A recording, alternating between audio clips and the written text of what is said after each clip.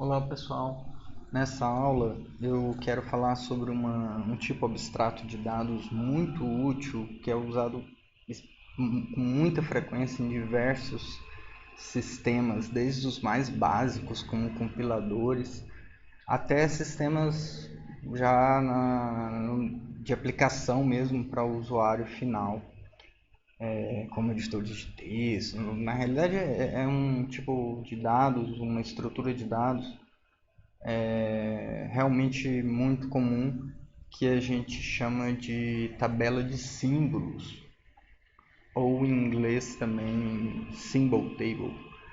E a gente vai usar a sigla TS para denominar essa estrutura de dados.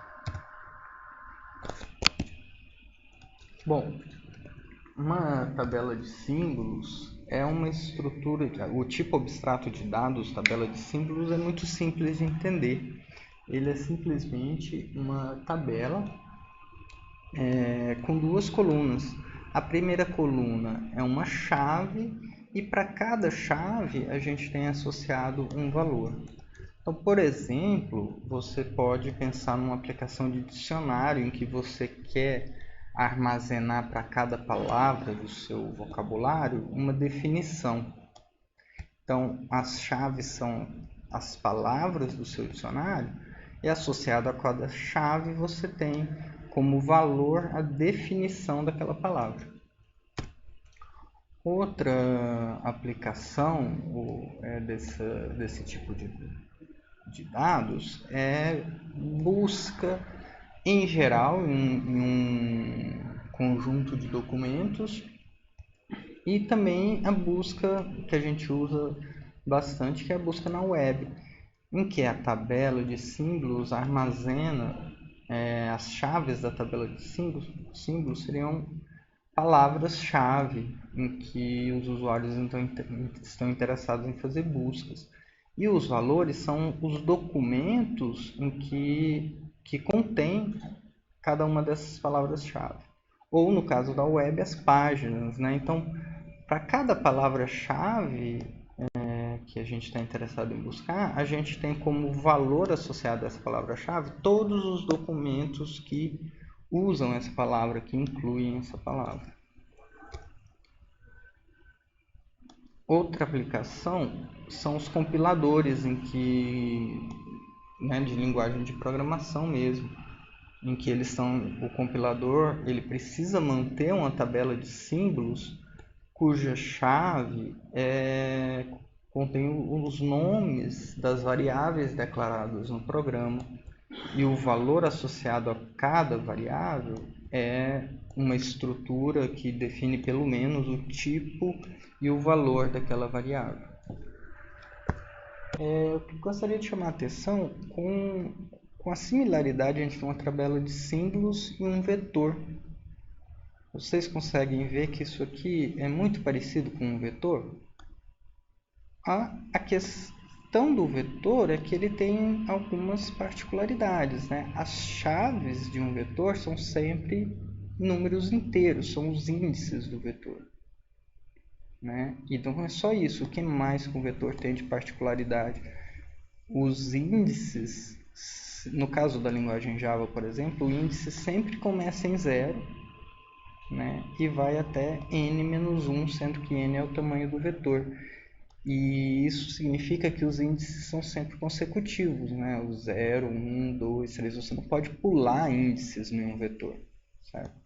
A tabela de símbolos, então, é uma generalização de um vetor. Se você usar chaves inteiras numa tabela de símbolos, você vai ter algo parecido com um vetor, mas a sua chave não precisa começar em 0 e você não precisa ter todas as chaves consecutivas. Você não precisa ter a chave 0, 1, 2, 3. Você pode ter a chave 3, a chave 5, a chave 7, a chave 1000 somente. E todos os outros inteiros ali intermediários não estarão na tabela de símbolos. Você não é obrigado a armazenar você não armazena esses caras. Mas além disso, né, a tabela de símbolos, a chave não precisa ser simplesmente números inteiros. Na tabela de símbolos, as chaves podem ser tipos arbitrários, qualquer tipo. E isso é muito poderoso, né? No caso dos exemplos que eu dei aqui, né, as chaves sempre são palavras, né, são strings. Mas na realidade você pode usar qualquer tipo de objeto como chaves em uma tabela de símbolos, certo? E isso é muito legal, permite a gente fazer várias coisas. Então, essa daqui é a interface de uma tabela de símbolos. A gente vai depois estender um pouco essa interface para um caso mais específico, quer dizer, para casos mais gerais em que a gente vai trabalhar bastante na disciplina. Então, a interface que a gente vai chamar de TS, né, tabela de símbolos, ela é uma interface genérica que possui dois parâmetros de tipo. O primeiro parâmetro, que a gente chama aqui de K, é o tipo das chaves. Então, o tipo das chaves que você pode usar na sua tabela de símbolos, ele vai ser genérico. Então, a gente pode usar como chave, como a gente viu no slide anterior, né? A chave pode ser qualquer tipo de informação. E aqui o V é o tipo dos valores, certo? Então, a primeira operação que uma tabela de símbolos tem que implementar é a operação put, né? Que é você inserir um valor na tabela. Então, você passa para essa operação uma chave e um valor. E a tabela vai, então, associar a essa chave esse valor dado. Se essa chave já estiver na tabela de símbolos, o valor que está lá na tabela de símbolos vai ser substituído por esse valor que for passado para o método put, certo? O método get, ele retorna o valor associado a uma chave. Então, por exemplo, eu passo essa chave e ele me retorna o valor associado. Se essa chave não estiver na tabela de símbolos, o valor retornado é null. O método remove, ele remove uma chave e o valor associado a essa chave da tabela de símbolos. O método vazia, ele simplesmente retorna se a tabela está vazia ou não. E o método contém, que recebe uma chave como parâmetro, retorna verdadeiro se existe, né, um valor associado a essa chave na tabela de símbolos. E o método tamanho retorna quantos itens existem nessa tabela de símbolos, né? Sendo que um item é um par chave-valor. Então, o propósito da tabela de símbolos é armazenar uma coleção de itens, sendo que esses itens são formados por pares chave-valor. Uma chave não pode ser repetida, né?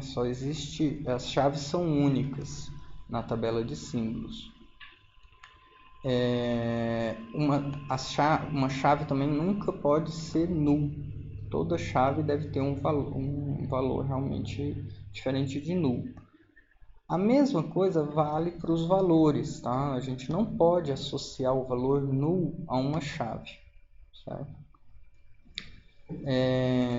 E aí existe um conceito, né, existem duas formas de você implementar a operação de remoção numa tabela de símbolos. Existe a implementação mais completa, né, que realmente remove o item com aquela chave. Remove a chave e o valor associado. Remove aquilo da estrutura de dados. Existe uma forma alternativa de implementação, e que a gente vai usar na primeira implementação, em que é justamente usar esse fato de que a gente não pode colocar valores nulos na nossa tabela de símbolos, e aí a gente pode fazer uma implementação preguiçosa. Esse termo realmente a gente usa em inglês, lazy, a remoção preguiçosa, em que ao invés de realmente remover uma chave e um valor da tabela, a gente simplesmente associa aquela chave que você quer remover o valor nulo. E aí a gente considera que essa chave foi removida da tabela. E isso vai funcionar por causa dessa convenção de que um valor nunca pode ser nulo numa tabela de símbolos. Então, se o get de uma chave que foi removida de forma preguiçosa for invocado, ele vai retornar null, né, o que condiz com a nossa convenção. Né? Se o get retorna null, é porque aquela chave não está na tabela de símbolos. Um outro fato aqui na interface da tabela de símbolos é esse extends iterable, né, que a gente já usou lá na interface saco, né? Então essa é uma forma de permitir que os clientes, né, acessem os elementos dessa tabela de símbolos, né? Percorram todos os elementos da tabela de símbolos. No caso da tabela de símbolos, né, como é uma tabela com duas colunas, não é evidente, não é óbvio como que a gente permite essa iteração, né, sobre todos os itens da tabela. Eu poderia iterar sobre os pares, né, chave e valor, eu poderia iterar sobre os valores e eu poderia iterar sobre as chaves. O mais simples é a gente iterar sobre as chaves, né? Então por isso que esse iterable aqui, o tipo dele é K. Então a tabela de símbolos ela tem que fornecer um iterador que retorna todas as chaves, né? Que itera sobre todas as chaves da tabela de símbolos. Então, só para a gente concluir aqui a nossa apresentação da tabela de símbolos, vamos ver aqui um cliente típico de uma tabela de símbolos, um contador de frequência. Essa é uma aplicação que vai usar uma tabela de símbolos para realizar a seguinte tarefa. Eu vou ler uma sequência de palavras, no caso aqui eu vou ler uma sequência de palavras de um arquivo, e o que eu quero é contar quantas vezes cada palavra aparece nessa sequência. Então eu posso, por exemplo, usar isso para estudar a frequência das palavras em um livro ou em um corpus de texto qualquer, né? No caso aqui da minha implementação, eu recebo dois argumentos por linha de comando. O primeiro argumento me diz qual o tamanho mínimo das palavras que eu vou considerar. Isso aqui é interessante nessa aplicação, pessoal, porque tem palavras curtas, em geral, que aparecem muito, como artigos, pronomes, e muitas vezes a gente quer desconsiderar essas palavras, porque elas aparecem em todo lugar. A gente está interessado em estudar as palavras que não são mais longas, né, menos frequentes.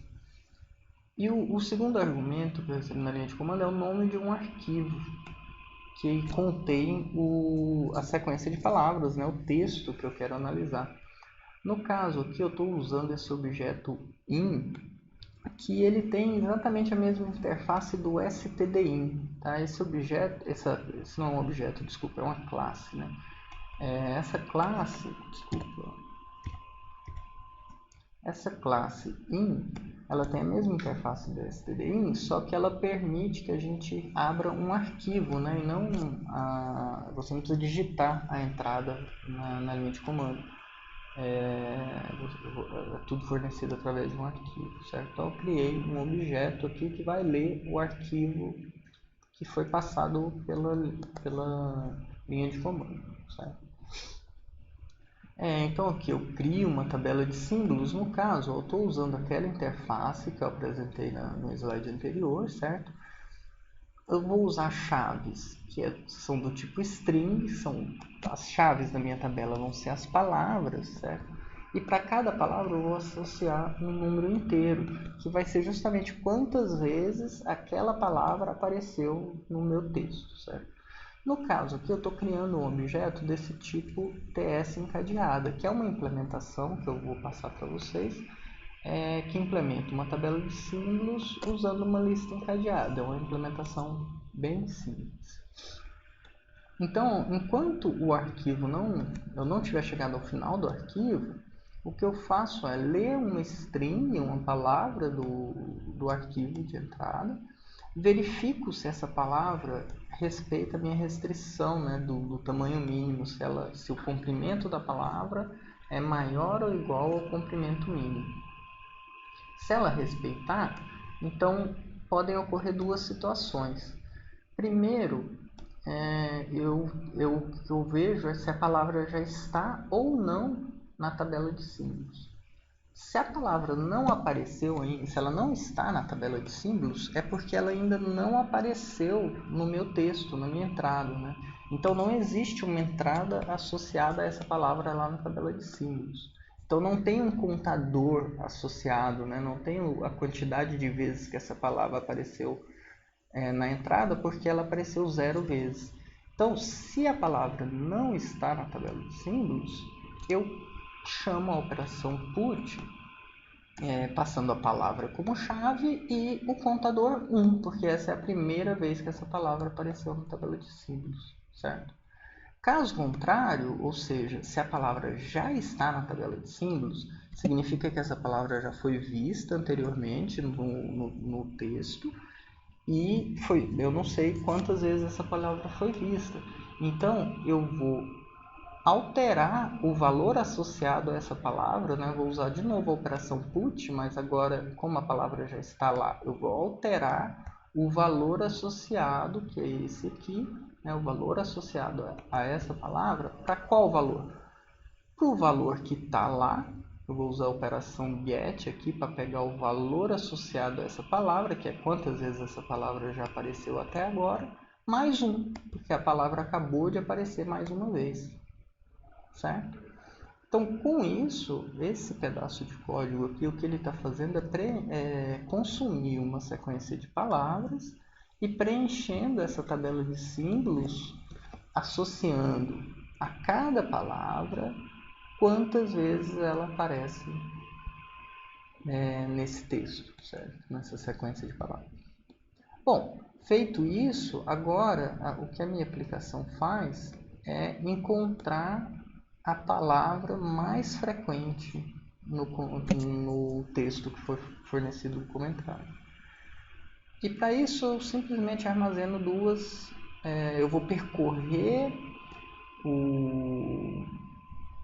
a minha estrutura de dados simplesmente procurando qual é a palavra mais frequente. Essas duas variáveis aqui vão armazenar a palavra mais frequente, nesse caso aqui essa variável mais frequente, e quantas vezes essa palavra ocorreu no meu texto.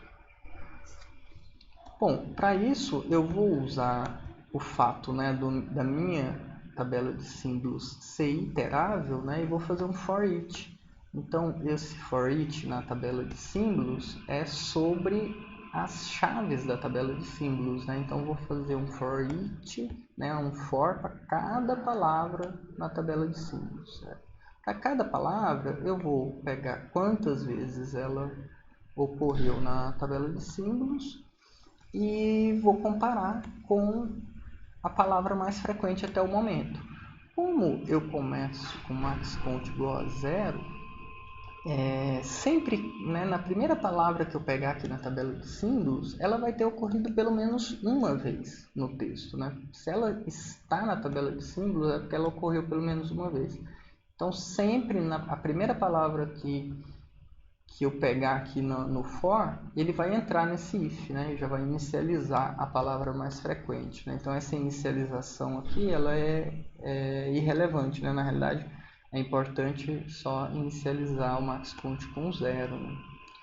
Então, quando eu pego uma palavra aqui no for, eu simplesmente vejo se ela ocorre mais do que a palavra mais frequente até o momento.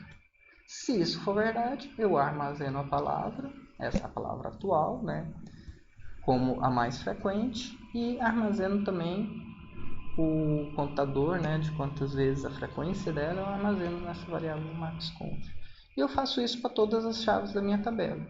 E no final eu simplesmente exibo a palavra mais frequente, separado por um espaço, e sua frequência, né? Quantas vezes ela apareceu no texto.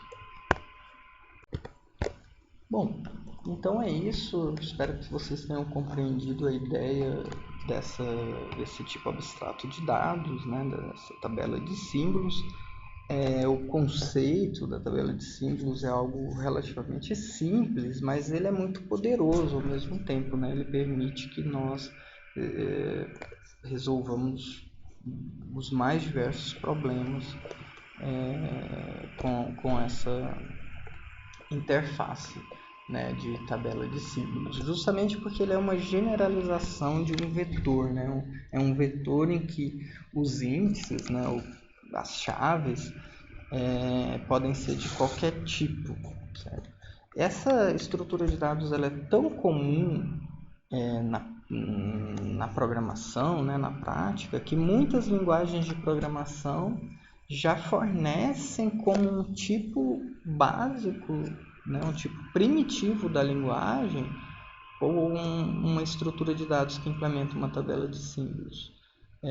A linguagem Python, por exemplo, fornece isso. A linguagem Java não fornece, mas na biblioteca padrão da linguagem Java existem diversas implementações de tabelas de símbolos, que na linguagem Java é conhecido como map, mapa, né? Porque também, né, a tabela de símbolos ela mapeia, né, as chaves a seus valores, né? Daqui em diante, no curso, a gente vai passar muito tempo estudando diferentes maneiras de implementar uma tabela de símbolos. Mais especificamente, a gente vai estudar árvores que implementam essa estrutura de dados. E é muito importante a gente implementar ela de uma forma eficiente, né? Porque a gente pode ter tabelas de símbolos muito grandes. Bom, então é isso, pessoal.